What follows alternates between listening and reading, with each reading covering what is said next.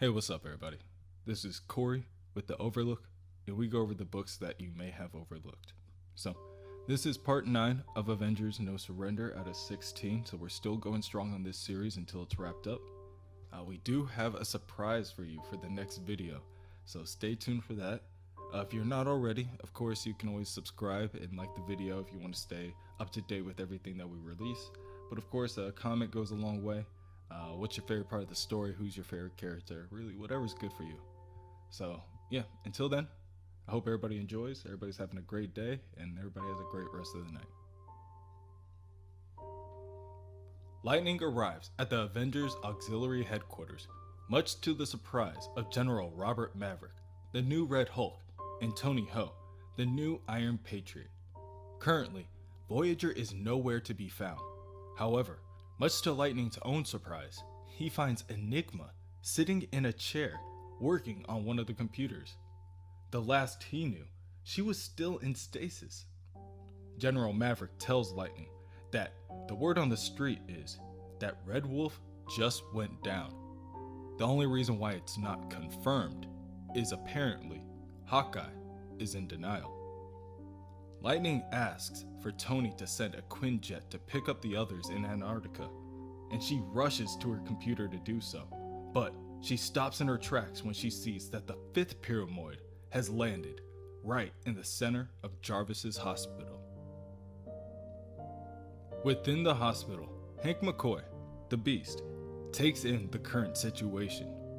Things just keep getting worse, but there's no time to hesitate. Does he deal with the deadly alien artifact that just materialized in the hospital corridor? Or does he help the Wasp fight the alien pathogen inside Jarvis's brain? The purple pyramoid continues to expel the souls that were stored within, and the souls begin to cause havoc within the facility. They fly about and grab a hold of anyone they can. Once they do, they use their magic to drain their victims dry. All the while, Jarvis is making a turn for the worse. Hank looks back from Jarvis to the chaos outside the room and justly decides that the needs of the many outweigh the needs of the few. He tells Nadia to fill the injector with their antidote and to get ready to size down as quickly as she can before sprinting out the room. Close by, there was a soul of a woman forcefully pulling on an innocent bystander. Hank runs over, stating, "Sir, try not to panic. It's merely a ghost, a wraith. Obviously some poor soul who died in this place, albeit one with a grip. Let go of him." The soul of the woman latches onto the man and is able to twist him from Hank's grip, and the man screams out for help as he is dragged down the corridor. Seeing that his efforts are going nowhere fast, Hank thinks to himself, Plan B then. Eliminate the threat the only way we know how to. You make physical contact with the pyramoid, it disintegrates, and so do you. Hank re-enters Jarvis's room, and Nadia tells him, "I've pinpointed the pathogen's location as best I could. It should be eliminated when you inject it with this." Hank, confused, responds, "You mean when you inject it?" "Wait, Nadia, honey, what are you doing?" Nadia raises her hand and blasts Beast with a volley of pin particles, telling him, "I can only give you about 15 minutes, so be quick. Look, you're important. The team needs you. Besides, there's 2 of me. 2 wasps anyway. Me and Jan. Maybe we don't need both. Or maybe... All that matters is the pyramoid and what it's doing. And an Avenger has to save innocent people, no matter what. I can't choose Jarvis over them. He taught me better than that." Nadia scoops Hank up and throws him into Jarvis's mouth before putting on her helmet and making her way for the pyramoid. "Damn it!" Hank calls out. "Damn it, Nadia, no! I've had my time, you haven't!" Once again, Hank's efforts are going nowhere fast, so instead, he just wishes Nadia luck. "Godspeed, little one. I've not known you for long, but it's obvious that of all the Avengers, there's never been one smarter, more full of hope. There's never been one braver. Goodbye." Nadia zips from one end of the corridor to the other, stretches out her hand, and reaches for the purple pyramoid. With her fingertips only inches away from the alien artifact, the pyramoid reacts and cracks with energy before it produces a powerful feedback that knocks Nadia onto the floor. The pyramoid wouldn't take her. But why? With no time to think, Nadia reacts. She reaches out her hand once again and expels a wave of PIM particles onto the floating device.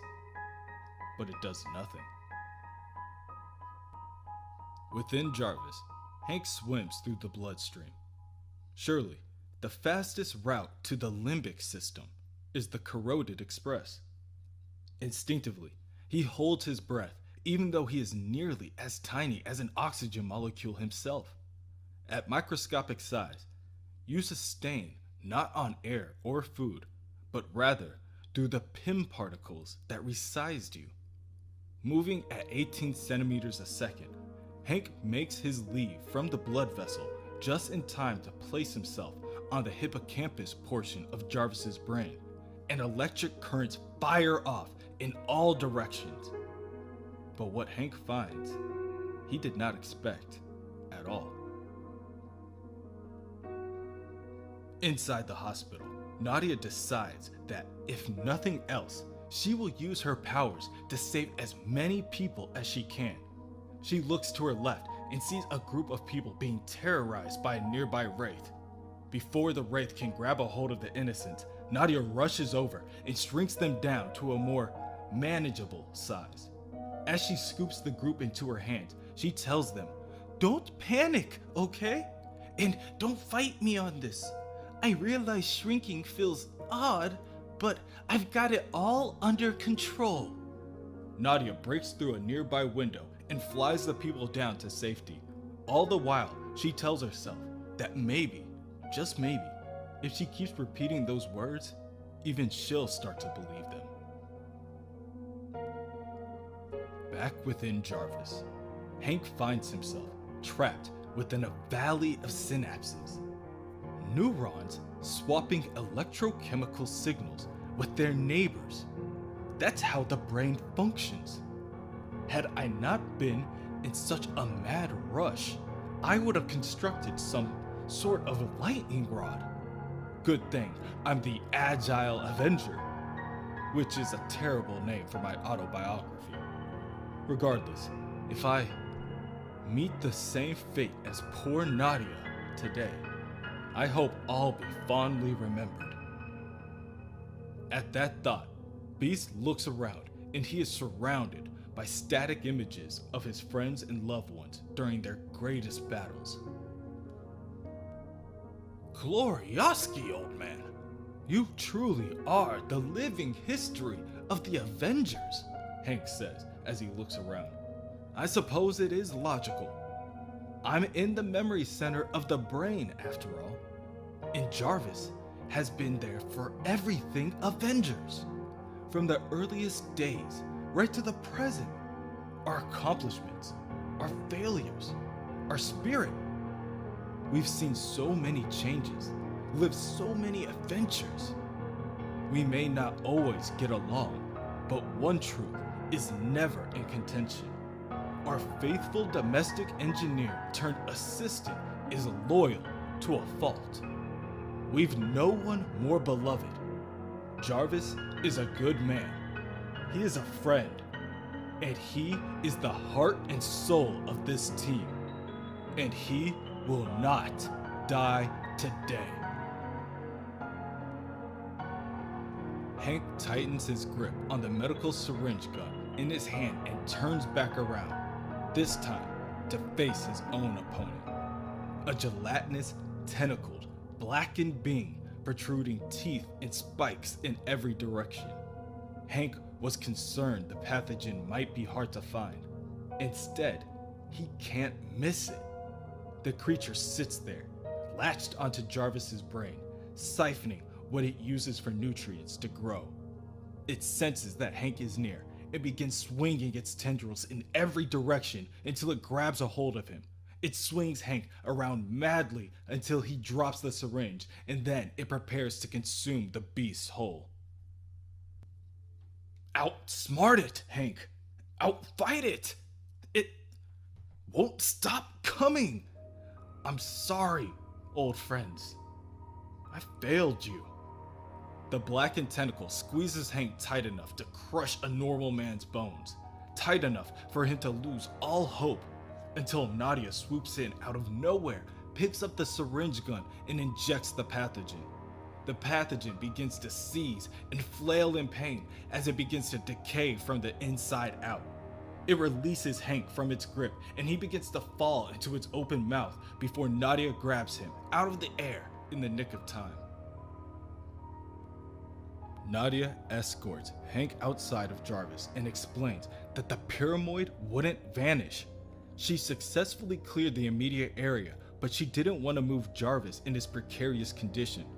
However, as the two return to their natural size, they notice that Jarvis is already showing signs of life. He attempts to sit up in his bed and manages to cough out, I can finally move. Can speak. Nadia immediately goes to his side, advising him to stay still. No, I could hear you the whole time, every word, and something is terribly wrong. Someone is... At that moment, the pyramoid begins to explode uncontrollably. Energy begins to radiate in every direction, pushing back furniture from where they stand across the room. Medical equipment is flung in every direction, and out of nowhere, Voyager arrives.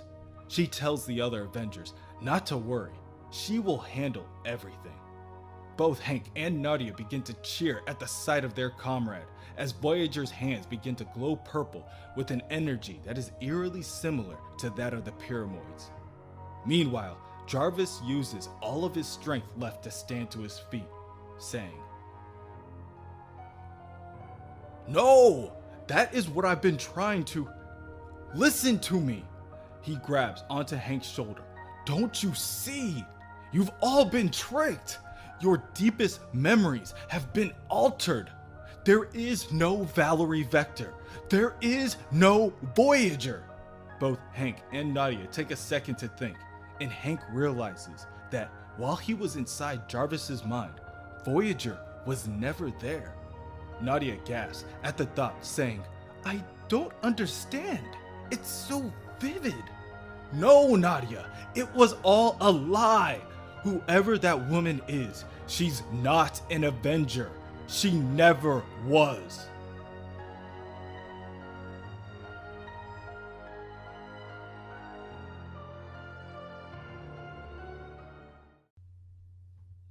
Years ago, a door opened. They say Bruce Banner screamed for hours. They say he wouldn't stop. He couldn't stop. No matter what.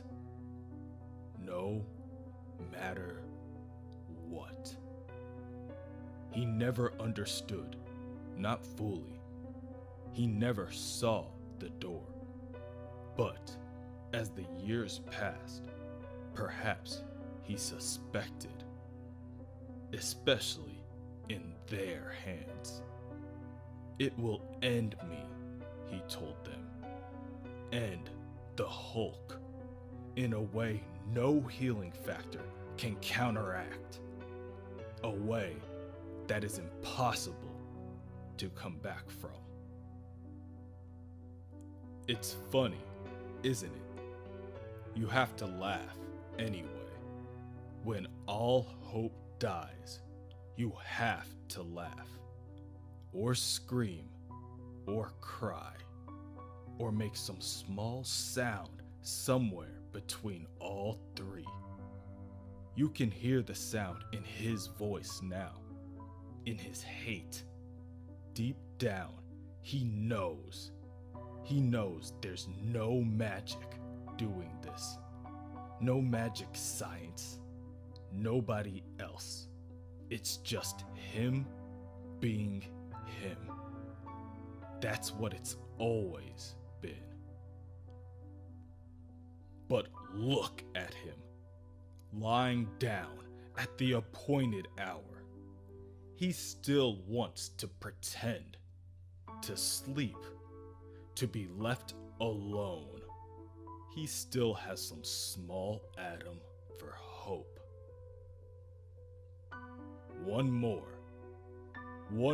prod, one more prick of the scab, one more wake-up call to let him know what he is, the opener of the door, the scream that cannot stop, the rage that will not die, the immortal Hulk. And now that you're back with us, monster, let's talk. Later, within the Grandmaster's cosmic game room, the Challenger stares at the multiple screens showcasing the ongoing events. That woman, the one the Avengers call Voyager, she teleported away with the final pyramoid. The Grandmaster peers closer at the hovering screens as well and adds, "That she did, Challenger. An intriguing turn of events. Oops. Your Hulk has no target to pursue." The Challenger turns to look at the Grandmaster and asks him, "Why are you so smug and dwegassed? You did this, didn't you?" Calm yourself, old friend. Out of all the elders of the universe, you should know how quickly things can change. Humans are full of surprises. They make for entertaining obstacles and useful pawns. And yet, with all your skill in a millennia of play, these pawns have defeated you time and time again. Defeat assumes a state of finality. The game continues, and so do I, one move at a time. Within Lennox Hospital, Jarvis, Hank McCoy, and Nadia Pym stand in the wake of the destruction. The latter of the two now fully understanding what Jarvis was trying to convey. Voyager was never an Avenger. Her entire story was some sort of memory implant, it seems. However, the infection in Jarvis's memory center prevented the tampering from taking root. Obviously, they are both pretty angry at being fooled, but the question remains, what does Voyager want? And how is she connected to all of this? In the Avengers Auxiliary Headquarters, Tony Ho makes a call to Falcon, only to find that the Avengers in New Mexico still have 10 minutes before their Quinjet is airborne. She then makes a call to Beast, but her attempt is unsuccessful. Lightning is busy charging the Iron Patriot armor, while Enigma continues to move the Avengers stuck in stasis into the medbay, where Quicksilver and Cannonball both rest. Feel like I got hit by a truck, full of trucks, Cannonball groans. Myself as well, Cannonball. It was quite a battle, but my rapid metabolism should have me up in... Huh? Strange enough, Quicksilver sees floating blue spots racing in the air. He rubs his eyes in confusion before he is distracted by the blaring of an alarm. What in tarnation? the Red Hulk exclaims as he draws his pistol. Tony explains that the cause of the alarm is some kind of energy disruption coming from the storage vault. And from the readings, it's Voyager. Voyager? What have you done? Lightning asks as the Avengers scramble to the other side of the base. She brought the cosmic doorstop to our doorstep is what? Tony Ho has a million questions for her as well. Most predominantly, why has the Voyager's skin turned blue? Without answering any of the questions asked, Voyager locks herself and the pyramoid inside the vault. She knows that in any game, there are the moves you see and the ones you don't. Her moves have always been hidden. Until now. She has to admit, even when it hurts, breaking the rules feels so good.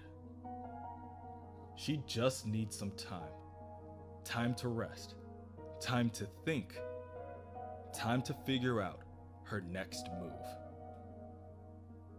For the record, it wasn't all a lie. She did her research. There really was a Professor Arthur Vector. She tied her story to his in case anyone thought to check her background. All part of the ruse she played to keep her identity secret. Everything depended on the Avengers being unaware of who her true father is. Her father always tells her that it's all about the honor of the game. That the Grand Master never cheats. He forgets that she's been watching his every move since she was a girl. Together, they traveled the cosmos. They gambled on supernovas as they raced towards extinction. They won entire planets so that she might end their wars or protect them from Galactus. To the Grand Master, it was all about the contest. The winnings he used to leave her. But she doesn't know what's going to happen this time. This time, he gave her the powers of teleportation. Yes, but not just the ability to move through space. The power to move through memories themselves and settle after images. They're unquestioned. Voyager was to be her father's secret advantage in this game. He needed her someplace where she could participate in the game while going unnoticed by his challenger. Someplace where she'd be lost in a sea of playing pieces, while positioning them to help her father. But she is sure that even he is lost now, surprised that she is changing her position on the board. Admittedly, she is tired of being, as the locals say, his ace in the hole. Every time he wins, she gets shuffled away. He used to tease that someday she would be experienced enough to beat even him. Well, father, she asks, now who's playing who? In the game room, the challenger boasts. Ha! Try as she might, Voyager did not go far. It seems not, says the Grandmaster before he mumbles to himself. A poor stratagem on her part. The challenger sends out a mental order instructing the Hulk to go forth and let nothing stop him before he returns his attention to his old friend. Where is your bravado now, Endwi? Do you really think your lethal legion can defeat the Hulk? The Grandmaster keeps his eyes stuck on the screen in front of him and comments, We shall see, won't we? In the air, someplace over Middle America, the last of the Lethal Legion's defense, Captain Glory and Mentacle soar to the location of the last pyramoid. Captain Glory states There's no point in running, Mentacle. The humans will chase us. Negative, Captain Glory. A simple mental suggestion keeps us entirely obfuscated. It will last long enough for us to escape and regroup. There is no group. The others have fallen. It's up to... Out of nowhere, the Hulk tackles Captain Glory out of the air and smashes him into the ground hundreds of feet below. My spine! He's broken my... He stammers as he spits out blood. Be calm, Glory! I will reach into the beast's mind and... No! What follows next is a deafening scream in terror that causes even the Grandmaster to avert his eyes from the screen. Yes, and the Challenger adds, we shall see. At the base, Tony makes the call. This is Tony Ho calling any and all Avengers on this communication band. Voyagers brought the 5th pyramoid to the Avengers Auxiliary Headquarters, and she's locked herself and it in the old storage vault. We need backup. I figure we guard this thing, maybe use it as a bargaining chip to trade for... Oh, what the hell? She says as she is interrupted by a large thoom echoing throughout the area. Sounded like a damn bomb dropping on us, the general exclaims. Lightning, also confused, adds that the point of origin must be from outside the hangar entrance. Tony runs back to her computer setup, telling the others, we've got cameras out there. I'll take a look at the footage. Hopefully it's nothing too serious. She stumbles out and is at a loss of words when she sees that the Hulk has arrived on scene. Is that the Hulk? Lightning asks. The original Hulk. I thought he was dead. Well, he isn't now, and I don't think this is a coincidence. He's after Voyager. Tony looks at her girlfriend, Aiku Jokinen. Enigma, you are the least vulnerable of us. Take point, but stay phased, okay? Please, don't get hurt. Lightning, get the boys out of bed. Tell them it's game time. We're going to need everybody on this, wounded or not. General Maverick tightens his gloves and asks, that includes the Red Hulk, right? Wrong. Don't you dare, General. Your Hulkouts are unstable. They're getting shorter and your heart's getting weaker. You could die. Against him, you will die. The Red Hulk on his best day couldn't beat Banner. The general stops Tony mid-sentence and starts up his hour of power, saying, maybe, but together, I think you and I got something better. At the front of the headquarters, the Hulk begins to beat the door down. Before she left, Enigma promised Tony that she would be careful, but this may be a situation outside her control. She knows fully that phasing will not stop the Hulk. For what comes next, she will need courage. She shifts her suit's density to maximum, as strong as diamond. The massive metal door slams to the ground and Enigma rushes the Jade Giant. I see you, she states as she prepares a powerful punch that lands across the Hulk's jaw. The punch was enough to down any, for the lack of a better term, normal superhero. The Hulk looks down at his aggressor and wipes his chin. And now you see, Enigma continues. I was made to defend this world against any threat, and I do not think even you are strong enough to... The Hulk silently responds by grabbing a hold of the Enigma armor and ripping it to shreds as if it were made of cloth. The disconnection of the Neuralink destabilizes Aiku and she screams out in pain and terror, fully expecting to be put out of her misery in the next few seconds. Quicksilver, Cannonball, and Lightning arrive on scene just as Hulk throws Enigma to the ground. God! Lightning begins. That scream! His mind goes blank and his body freezes in action. Hulk! Sam Guthrie, Cannonball bellows. Let her go! Let her! But he too is stopped in his tracks by a simple backhand from the monster. Quicksilver yells before racing to catch his friend. His blast fields down, heading for the wall. He'll break his neck unless I can stop him. Quicksilver catches Cannonball, but the collision re-injures his already damaged ribs.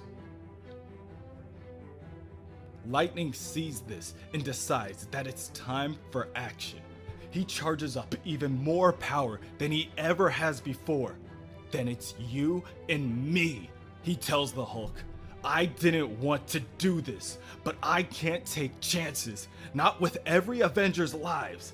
So, even if this kills you, you're getting it all. Everything I have in one blast. Everything! Everything. Everything I had.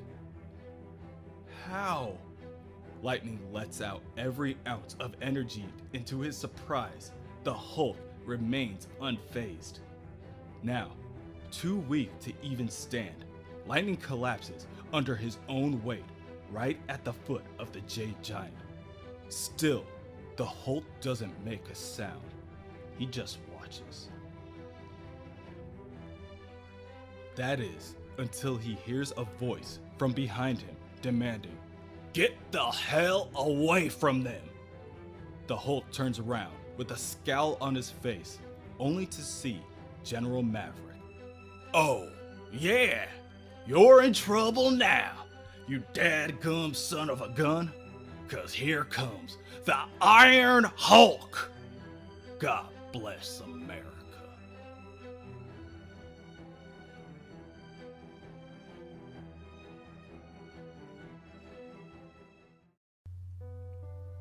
In the Cosmic Game Room, the Grandmaster and the Challenger continue to watch the ongoing game. They watch as the last of the Black Order, Proxima Midnight and the Black Swan, barrel towards the final pyramoid locked in the Avengers base. "Observe, Grandmaster," the Challenger muses. "Black Swan is using the planet's own rotation to speed up their travel to the target. Such ingenuity. I'm sure your Lethal Legion would be impressed if they weren't on the verge of being eliminated. Scoring against you at this stage feels almost dishonorable. Nonetheless, victory is victory, yes?" The Challenger continues to boast, but the Grandmaster does what he can to ignore his old friend. For the moment at least, his mind is elsewhere. Grandmaster makes a mental call out to Voyager. Daughter, I need you to re-enter the game. You have the final pyramoid. The winning point is within my grasp. Daughter, can you hear me? From within the vault inside the auxiliary base, Voyager responds that she can hear him loud and clear, but she is not his puppet. Also, within the headquarters, the Hulk's targeted rampage continues. Amongst the fallen are Quicksilver, Cannonball, Lightning, and Enigma. Each one taken out within an instant by the Jade Giant. The new Red Hulk, General Maverick, has chosen to disregard his failing heart, his ailing body, and his hour of power to stop the Hulk himself. He has equipped parts of the Iron Patriot armor to enhance what power he still has. But it's no use.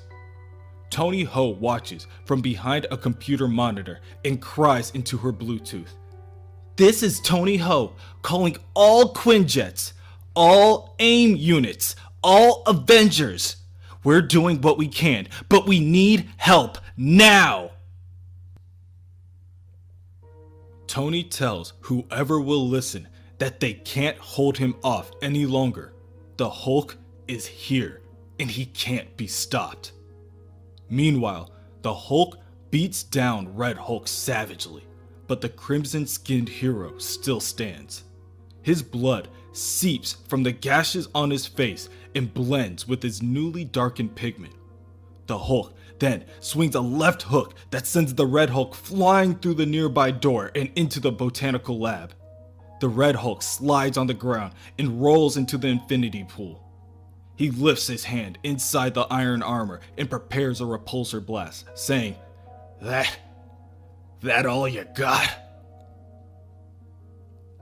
The Hulk answers this by trampling forward and smashing the Red Hulk into the pool of water below, sending waves crashing over the side. But the Red Hulk is able to grab onto Hulk's hand and sends out a charged attack from his glove that pushes the Green Menace backwards. My turn, the General says as he activates the rockets in his boots and uses the momentum to add to his next attack. A left hook right back at the Hulk that is so powerful that it shatters the Red Hulk's glove. The force of the punch sends Hulk flying backwards. Ultimately, even with the armor's assistance, there is no visible sign that the Jade Giant took any actual damage. Instead, the Hulk grunts as he wipes his chin and watches as the Red Hulk follows up with another attack. The Red Hulk charges his right glove briefly before letting off a flare of light to stun his enemy. Got your attention, monster? Gotcha. The General is cut off mid-sentence when the Hulk grabs onto his wrist and crushes it within his grasp. With his other hand, the Hulk grabs onto the General's face and begins to siphon off his gamma energy. The General yells out in pain as the Hulk lifts him into the air. His skin changes from red to normal, and the heavy armor that once fit snugly falls to the floor. What? What are you? No! Not like this! Despite seeing this, Tony continues to try to keep the rest of the team updated. He's killing us, she tells them. He's killing us all! Suddenly, the communication ends.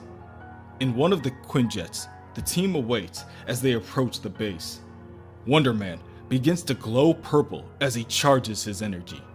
Sunspot notices this and asks Simon what his plan is. I'm not as fast as lightning, Roberto, but I bet I can get there faster if I'm ionic energy. Wanda pleads for Simon to stop, but it falls on deaf ears. So, instead, what she will do is provide him some assistance. She begins to wave her hands to cast the spell. Last time I lifted the stasis on Vision with hex magic, Pietro was locked in place. I'm betting I can do it again in reverse, but I need a volunteer. Jericho Drum, who has become close with Wanda recently, offers his support. Let me, my dear, he says as he steps forward. Falcon, who had been watching silently up until this point, asks if Wanda is sure this will work. She tells him that she isn't, but she has to try. The Scarlet Witch finishes casting her spell and Brother Voodoo begins to glow blue. I'm sorry, Jericho, she says behind stifled tears. Don't be, he says. I trust you. At that moment, within the base, Vision awakens. He becomes intangible and soars through the walls of the hideout until he reaches the Hulk. Once he arrives, he says, Release General Maverick, Hulk. Your rampage ends here. The Hulk scoffs at this request and drops the General. As a show of strength, Vision prepares to attack with a beam of solar energy. Well, Do I have your full attention? A moment passes as the Hulk sizes up his new enemy. Now, Quicksilver! At Vision's call, Pietro zips through and picks up the rest of the fallen allies. Vision then begins to fire off his stored energy in the Hulk's direction. Stay focused upon me. I am your opponent. Quicksilver speeds past Tony Ho and drops off Enigma and General Maverick in the medbay. He was able to get them to safety, but unfortunately, Pietro's body can no longer handle the speed. His head begins to spin and he falls to the ground. He desperately tries to push himself upward and looks around the room for inspiration. That's when he notices it again. The blue spots, he says. I can see it now. It's an object, moving faster than the eye can see. Shortly after, Pietro passes out. Aiku, the hero known as Enigma, wakes up. She tells Tony that something is wrong. She can feel that the Enigma suit, her friend Pod, is dead. Tony apologizes for Aiku's loss and apologizes again when she tells her love that they need to strip the suit down for parts. In the botanical lab, the Hulk sends a flurry of fists at the man made of metal. Each hit reverberates and sends shockwaves in every direction.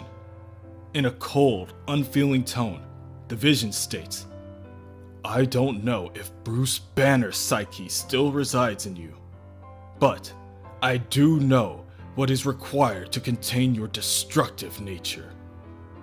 Vision returns with his own punch, making contact and causing the Hulk to step backwards.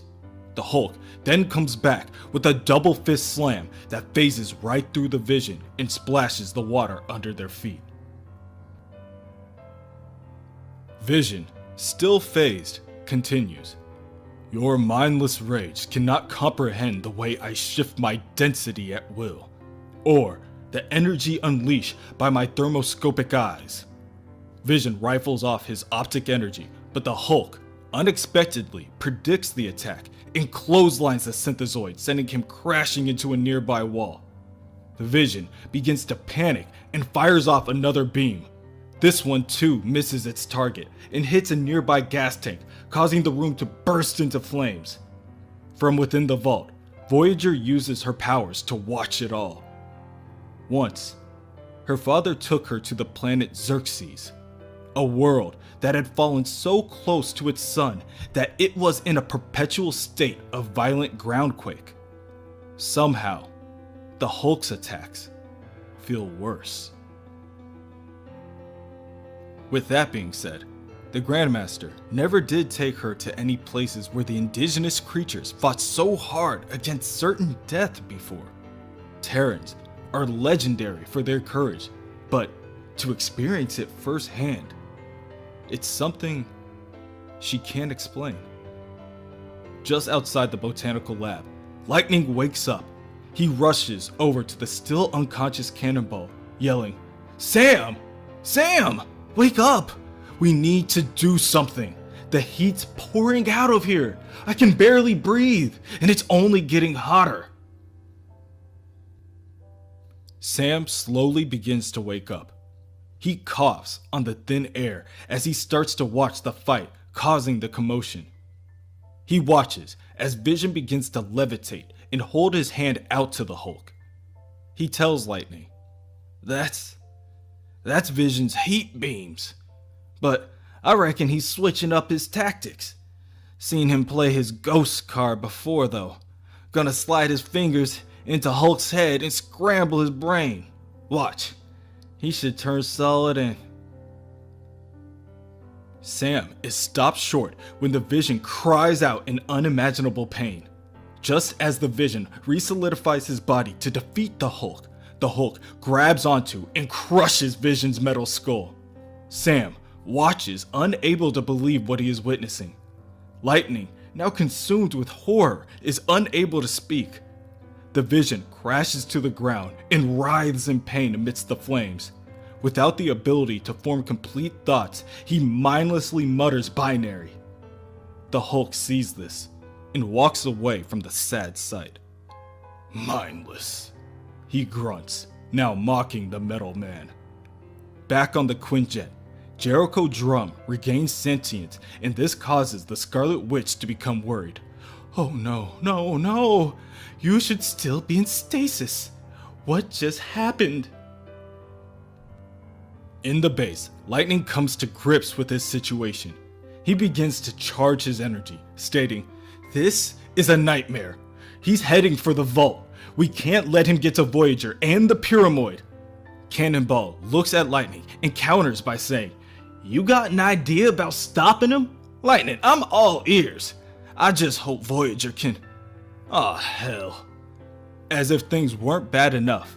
Or, to make matters worse, at that moment, the Black Order arrives. Proxima Midnight and the Black Swan touch down at the front door. The Black Swan gracefully steps over the debris, stating, "It seems the battle is already finished. The Challenger's monstrosity has cleared the way, save for a pair of fools." Lightning powers up and the four begin to battle it out. Cannonball attempts to take on Proxima, but he is only able to stall her for a little while before she overpowers him and casts him aside. Lightning, also in a weakened state, fires off what little energy he has at the Black Swan. His attack is easily repelled, and the Swan cackles. "How will you defeat me when your electricity can't even penetrate my force field?"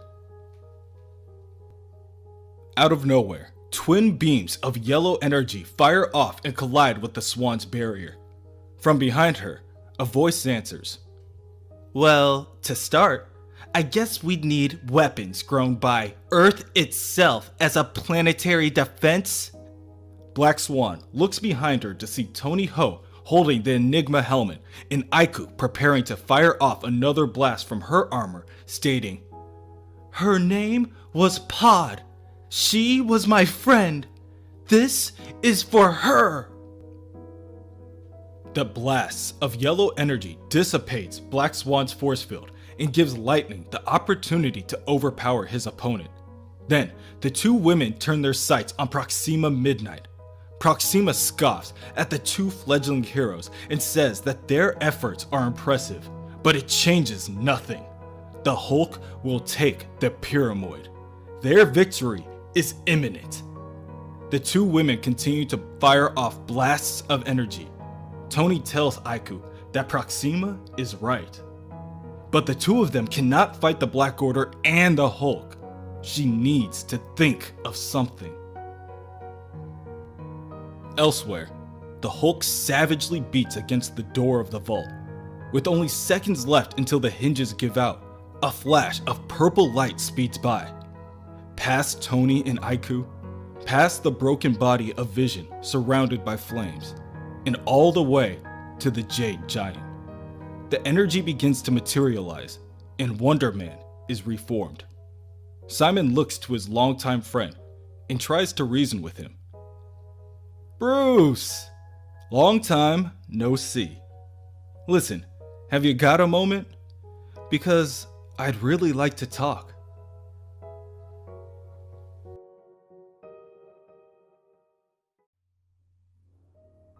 Rogue, Hercules, and Jane Foster Thor were picked up a little while ago by a Quinjet sent by Tony Ho. But the jet isn't fast enough. The Hulk is on a rampage within the Avengers auxiliary base, and time is short. Thor jumps on top of the Quinjet and produces a wind vortex to aid their travel, but the vehicle is breaking down. Rogue is indifferent to the damage. She doesn't care if the plane burns with them in it, as long as they get there quicker. Hercules co-signs with Rogue's sentiment, telling the women that he hungers for combat. Within the base, Wonder Man tries to reason with the Jade Giant. His words fall on deaf ears. Simon has been an Avenger. He's been an enemy of the Avengers. He's been dead. And now, he's alive again. And he tries to live his life according to one simple truth. Violence is not the answer. It's no secret that he's had issues with the Avengers' methods. For all their power, all their righteousness, in the face of evil, they always seem to resort to one thing: their fists. And he refuses to believe the best they can do is punch the world into submission. Again and again, the Hulk's punches land across Simon's face. Each strike powerful enough to bring Simon to his knees. However, his mind is made up. He is not letting Hulk get into that vault.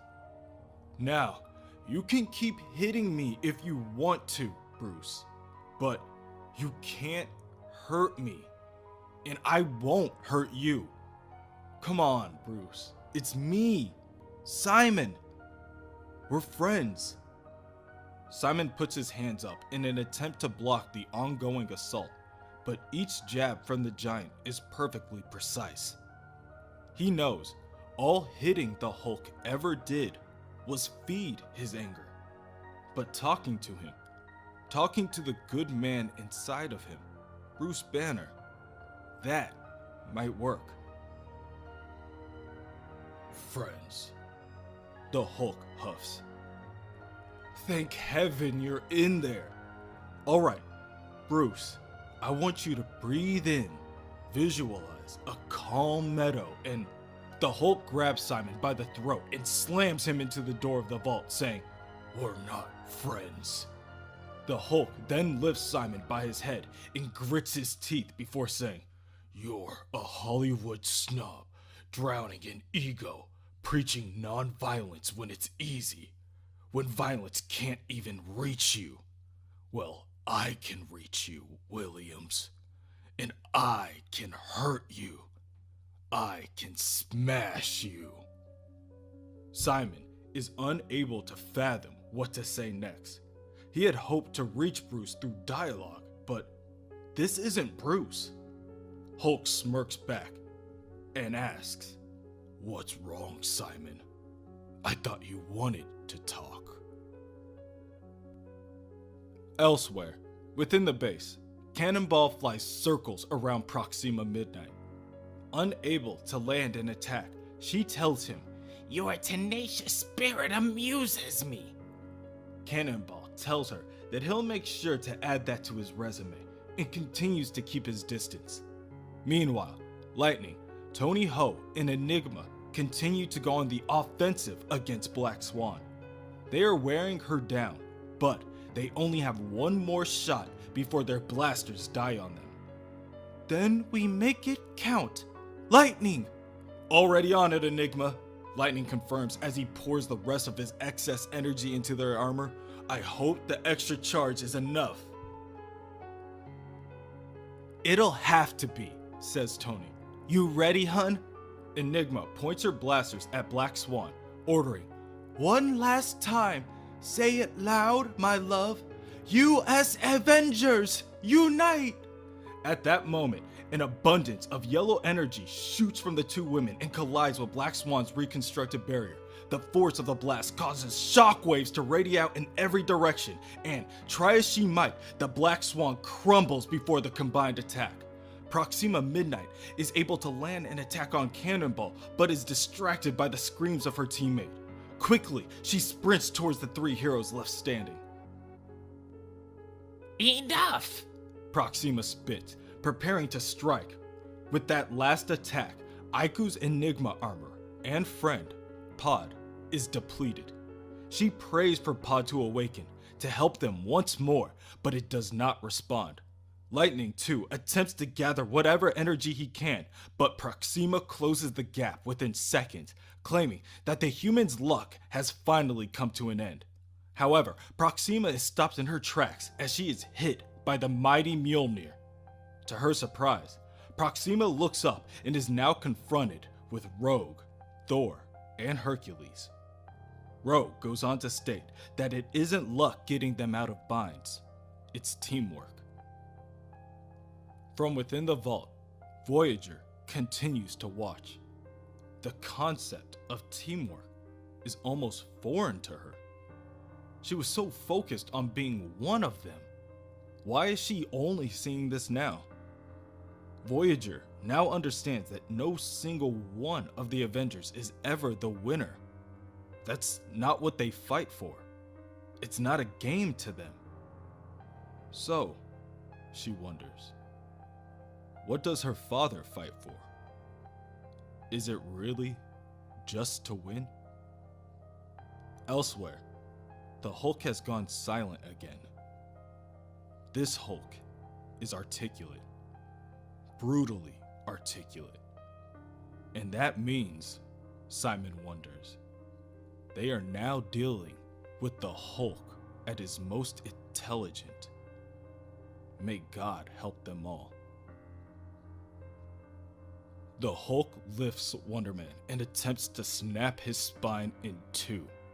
Wonder Man tries his hardest to break the hold and attempts to reason with him once again.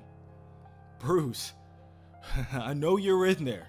You know, this is pointless even if you tear my head off. I'll just come back. My body is ionic energy. I can't die like a normal person. The Hulk laughs, but does not let up. There's the irony. See? Banner was right. Sitting there, crying in my head. I'll always come back, too. I'll always survive. That's why the Challenger woke me up. The Challenger? Simon interrupts. Bruce, whoever this Challenger is, he's using you.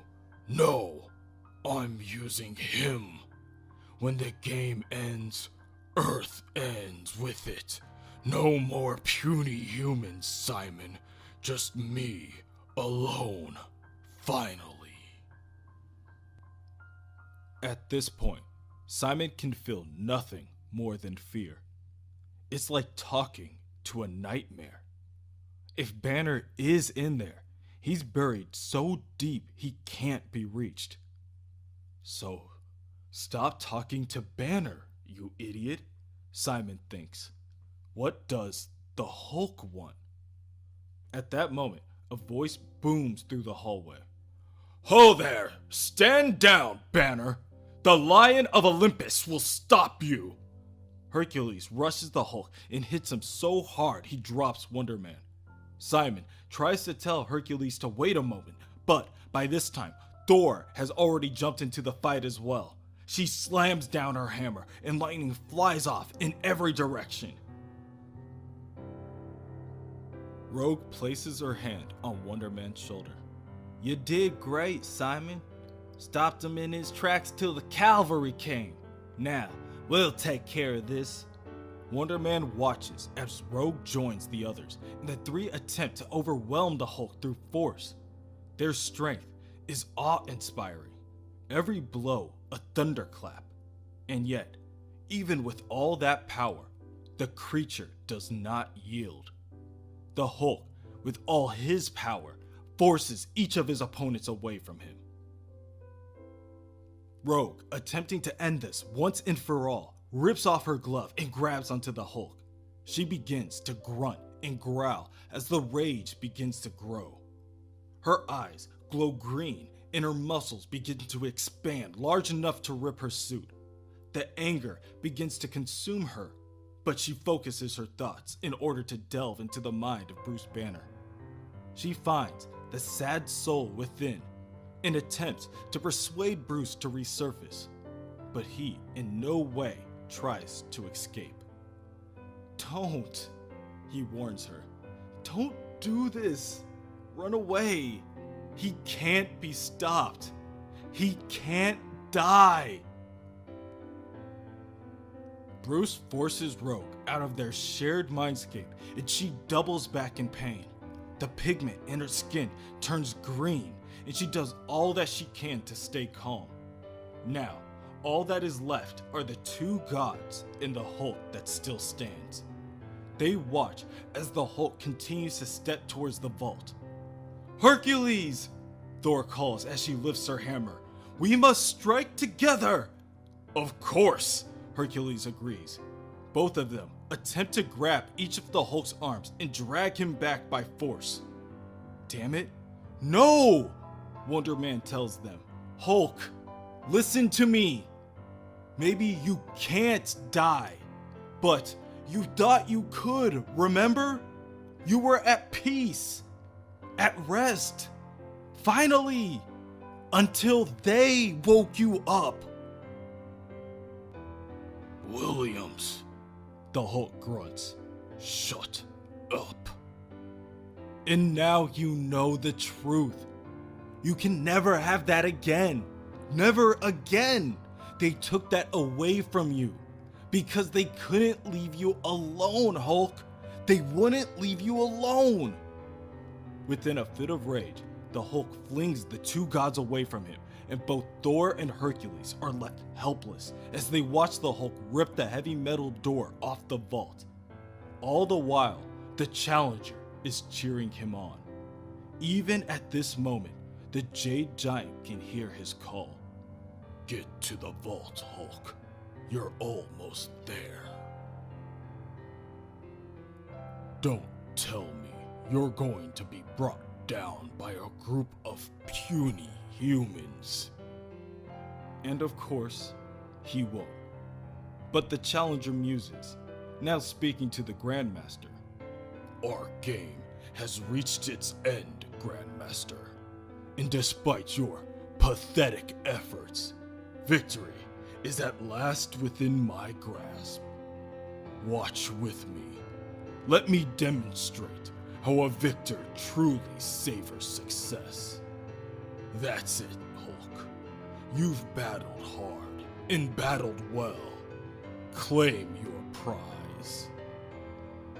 The Hulk enters the vault, and the only thing standing in the way of him and the pyramoid is the Voyager. "No!" she says. "I won't let you claim the final pyramoid. I have made my choice. I fight for the Avengers!"